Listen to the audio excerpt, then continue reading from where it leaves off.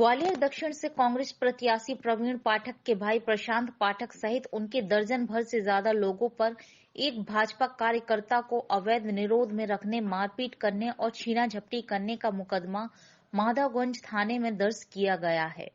Police का कहना है कि इस मामले की जांच की जा रही है। भाजपा कार्यकर्ता पिंटू उर्फ राघवेंद्र जाट की शिकायत पर यह मुकदमा दर्ज किया गया है। वहीं ग्वालियर दक्षिण के कांग्रेस प्रत्याशी प्रवीण पाठक ने इसे द्वेषपूर्ण कार्रवाई बताया है।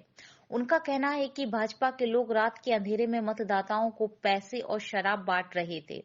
पुलिस को बार बार इसकी जानकारी दी गई, लेकिन पुलिस ने कोई कार्रवाई नहीं की। तब उनके कार्यकर्ताओं में ऐसे लोगों को पकड़ा है और उन्हें पुलिस थाने में छोड़ा है। प्रवीण पाठक का यह भी कहना है कि केंद्रीय मंत्री ज्योतिरादित्य सिंधिया के इशारे पर भाजपा प्रत्याशी नारायण सिंह कुशवाहा को फायदा पहुंचाने के लिए यह सब किया जा रहा है, लेकिन वह अपने मतदाताओं पर भरोसा करते हैं और 3 दिसंबर को वो भारी बहुमत से विजय होंगे।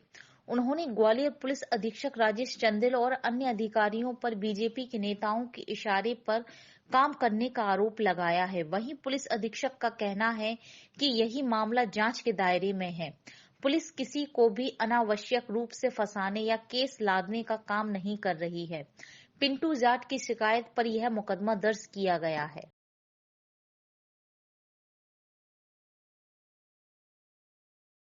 मुझे अभी अभी ज्ञात हुआ है कि मेरे छोटे भाई, जिस पर आज तक पूरे जीवन में 36 साल में एक भी आपराधिक प्रकरण नहीं है, उस पर केंद्रीय मंत्री ज्योतिरादित्य सिंधिया के दबाव में लूट का प्रकरण दर्ज किया है।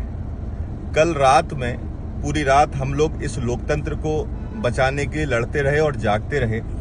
कई बार ग्वालियर के एसपी को, ऑब्जर्वर को शिकायत की कि भारतीय जनता पार्टी के लोग खुलेआम पैसा बांट रहे हैं, जिसमें ज्योतिरादित्य सिंधिया जी का निज पीए अनिल मिश्रा भी शामिल था। रात में जब कई बार कंप्लेंट हुई, लिफाफे पकड़े गए, एसपी ने उन पर कोई कार्रवाई नहीं की। ये घटना का सिलसिला लगभग 7 बजे से चलता रहा।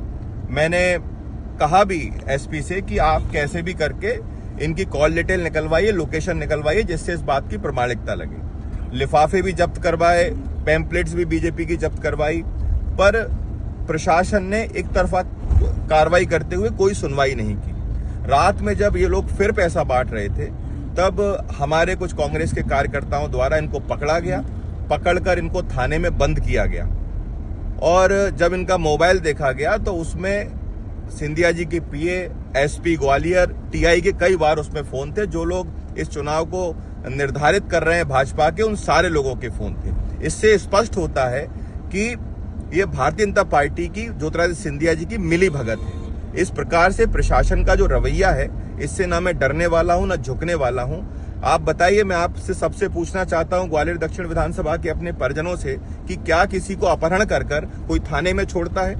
प्रशासन ने एक तरफा कार्रवाई की है। हम लोग गिड़गिड़ाते रहे, कहते रहे एसपी को कि देखिए ये पैसा बांट रहे हैं, ये शराब बांट रहे हैं, इनको रोका जाए, पर एसपी ने एक भी कार्रवाई नहीं की। ये ग्वालियर का एसपी, जो भारतीय जनता पार्टी का दलाल बनकर और ज्योतिरादित्य सिंधिया का कर्मचारी बनकर जिस प्रकार से काम कर रहे हैं, वास्तव में ये निष्पक्ष इलेक्शन करने का मुझे नहीं लगता कि किसी भी तरीके का इनके द्वारा प्रयास किया गया है। प्रशासन का ये रवैया बहुत ही शर्मनाक है। मैं एक ही बात बोलना चाहता हूं कि सत्य परेशान तो हो सकता है, पराजित नहीं हो सकता। और आप भरोसा रखिएगा कि राजा महाराजा का अहंकार हारेगा और ग्वालियर दक्षिण का आपका ये बेटा 3 दिसंबर को भारी बहुमत से विजयी होगा। धन्यवाद। ये केस परसों का है एक्चुअली में, और इसमें ये बात आई थी कि एक व्यक्ति को कंपू थाने में कुछ लोगों ने छोड़ा था और ये कहा था कि ये इसको पकड़ा गया है कुछ पैसे लेते हुए, और उसके बारे में कोई अन्य बात ना बताई गई, ना आके उसके बयान किसी ने कराए, ना कोई रिपोर्ट लिखाई गई। और व्यक्ति से पूछा गया तो उसको काफ़ी चोट थी, चोटों का मेडिकल कराया गया और उसने बताया कि उसको घर के सामने से लाया गया है और उसमें उसने वो नाम लिखवाया इनका और आरोपी का, और अन्य लोगों का नाम लिखवाया। एक नामजद आरोपी है और अन्य है। और इसमें उसका ऐसा बता रहा था कि उसका मोबाइल भी ले लिया गया, उसका ब्रेसलेट भी लिया गया। पुलिस ने उसमें FIR की है, जो व्यक्ति था चोटिल, और हम उसका इन्वेस्टिगेशन कर रहे हैं।